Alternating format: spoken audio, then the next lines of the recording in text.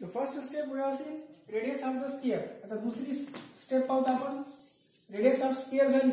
आता दुसरी काय असते volume of the sphere. volume of कोणाची sphere. ओके. आता volume of sphere साठी आपण आताच रेडियस काढला होता. रेडियस इज इक्वल टू काय आली होती r is equal to a upon काय होता 2 into √2.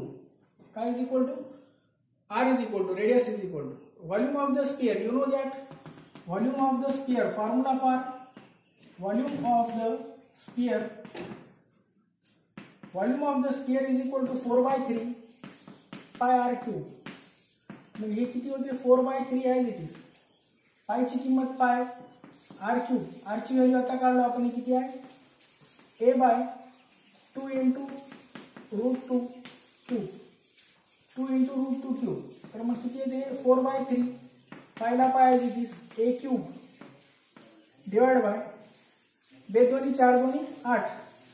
बेद दोन्ही 4 दोन्ही किती होतात 8. √2 into √2 into √2 2 into √2.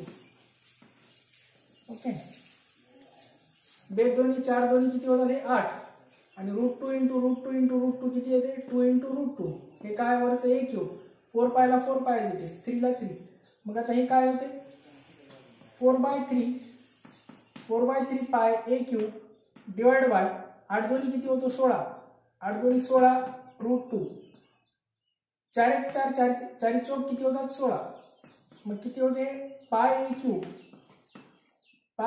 Divide by 4 त्रिकम किती होतो 12 √2. So this is the volume. ही काय आली व्हॉल्यूम ऑफ कोणाची व्हॉल्यूम आहे स्फिअरची.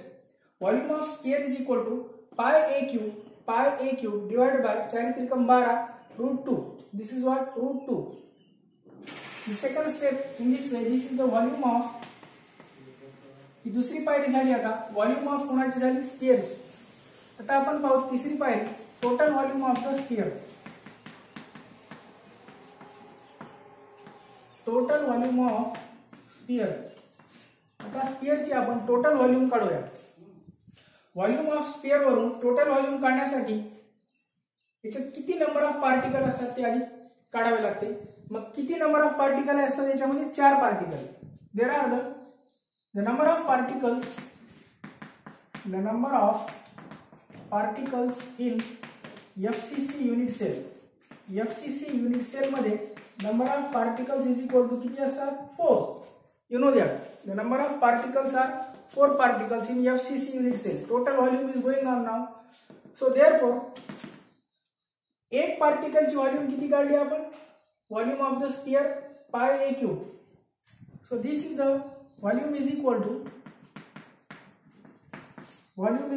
what this is pi a cube divided by 12 into √2 divided by 4 particles. So it comes 4 का 4 4 त्रिकम 12. So it comes pi a cube divided by 3 into किती येतो √2.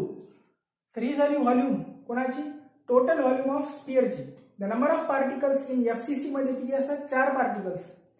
एक स्फिअरची volume किती आहे पाय a क्यूब डिवाइडेड बाय किती आहे 12 into √2. पाय a cube divided by 12 into √2 into किती आहे 4. So it comes 12 pi a cube divided by 3 into √2. 3 into √2. This is what? This is the pi a cube divided by 3 into √2. This is the total volume. Okay. ही झाली कोणती volume झाली? It is the total volume of स्फिअरची. Last step असते आता packing efficiency काढायची असते. याच्यावरून आपण फायनली पॅकिंग इफिशियन्सी काढत असतो. So what will be the packing efficiency? The formula you know that.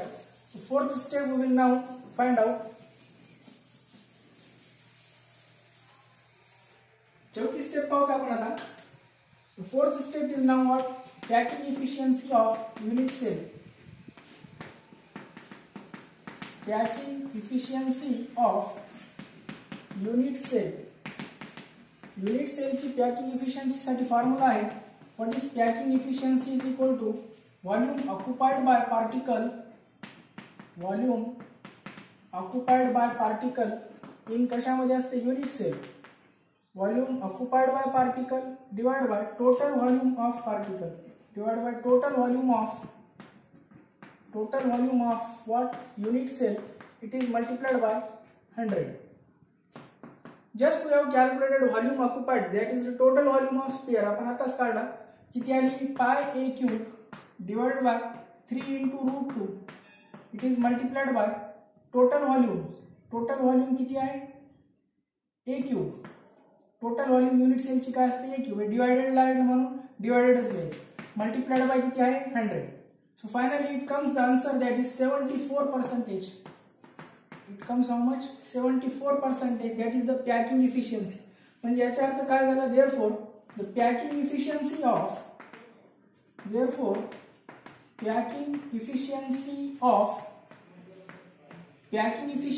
कोणाची? Therefore the packing efficiency of FCC unit cell. कोणत्या प्रकारची युनिट सेल आहे? FCC unit cell.